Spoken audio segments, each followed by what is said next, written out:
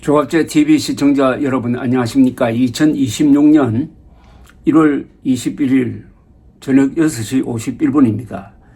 국민의힘은 한덕수 전 총리의 징역 23년 1심 선고와 관련해가지고 이번 1심 판결에 대해서 원칙적으로 존중하며 헌법과 법률에 따라 사법부의 최종적인 판단이 나오기를 기대한다고 밝혔습니다.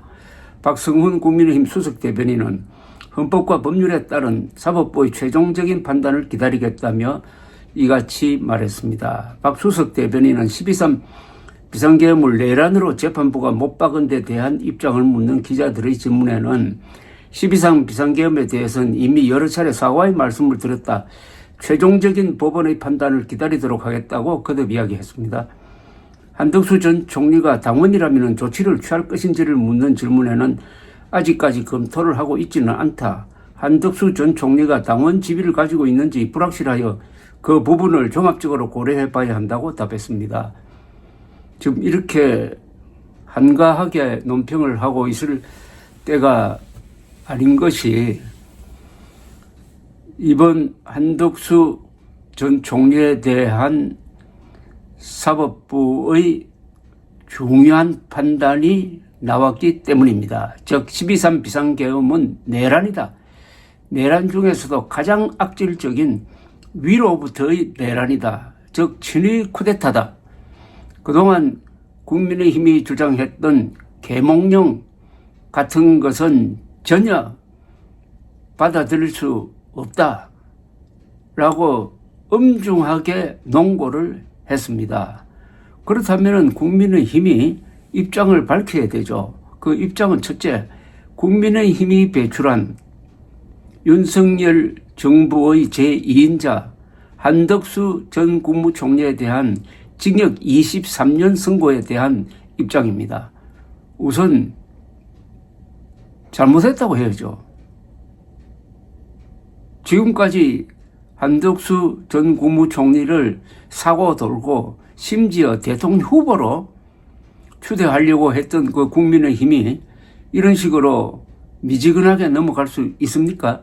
이거야말로 요새 흔히 하는 이야기로 석고대죄해야 할 사안이 아니겠습니까? 징역 23년형을 선고받은 겁니다. 구형도 아닙니다. 선고받은 사람이 국민의힘에 의해서 대통령 후보로 될 뻔했다. 바꿔치기 될 뻔했다는 이 엄중한 사실에 비추어 가지고 지금 국민의힘은 이 문제에 대해서 국민들에게 제대로 설명을 해야 됩니다. 그때 판단을 잘못했다. 돌이켜보면은 지난 4월 5월에 걸쳐서 국민의힘 내의 국회의원들이 수십 명의 국회의원들이 김문수 후보가 당선되더라도 결국은 한덕수와의 단일화를 할 것이다. 거기서 한덕수 후보가 되도록 밀어주겠다 하는 이런 움직임을 보였습니다. 그런데 김문수 후보가 전당대회에서 후보로 선출이 되었어요. 선출된 다음에도 사보타지를 해가지고 김문수를 내려앉히고 한덕수를 세우려는 일종의 심야 쿠데타 기도가 있었는데 이게 결국 당원 투표에 의해서 무산이 되고 김문수 후보로 확정된 적이 있습니다. 심야의 기습 쿠데타가 실패한 적이 있습니다. 그러면 그때 한덕수 즉 내란 중요 임무 종사자로 오늘 선고가 나온 그 사람을 대통령 후보로 하겠다는 의도는 뭐겠습니까? 그게 바로 윤석열을 이어서 윤어게인 당이 윤어게인 후보를 당선시키겠다는 공작을 한 거니까 이거는 수사 대상 아닐까요? 따라서 지금 장동혁 대표의 국민의힘은 이제 확실한 태도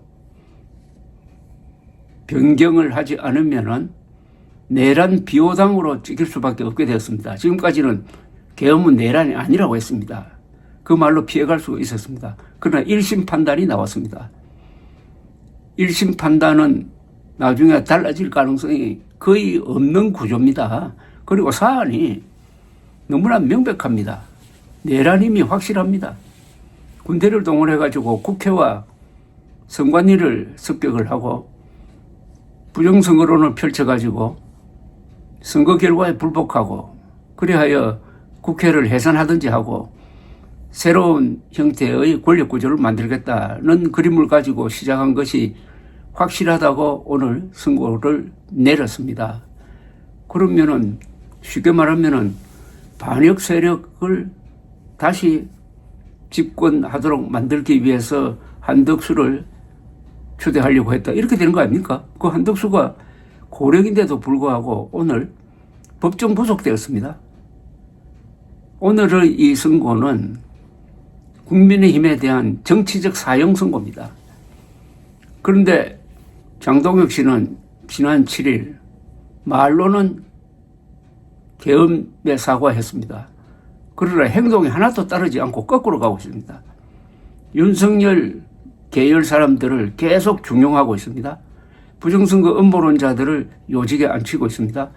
그리고 놀랍게도 내란을 막는데 1등 공신이었던 한동훈 전 대표를 허위사실을 조작해가지고 제명하려고 하고 있습니다. 이 정도면은 국민의힘에서는 아직도 내란이 진행 중이라는 뜻입니다.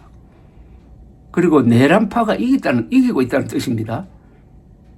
결백증명을 하려면은 국민의힘이 지도부가 한동훈 전 대표를 찾아가서 무릎 꿇고 사과하고 우리의 노선이 틀렸다.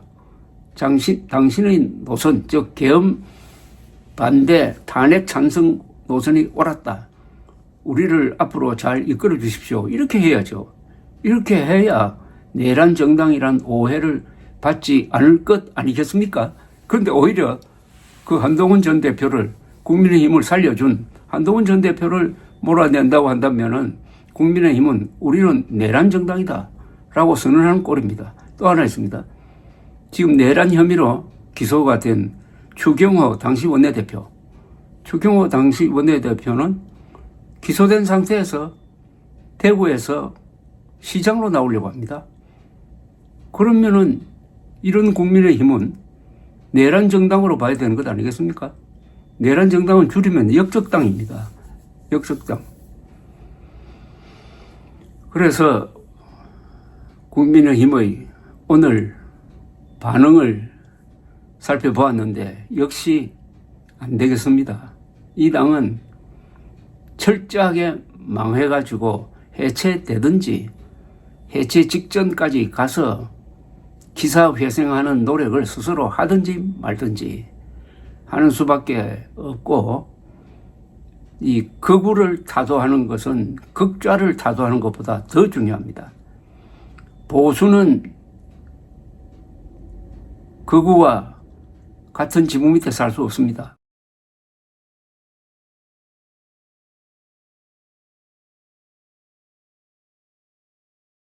극우는 보수의 일부가 아니고,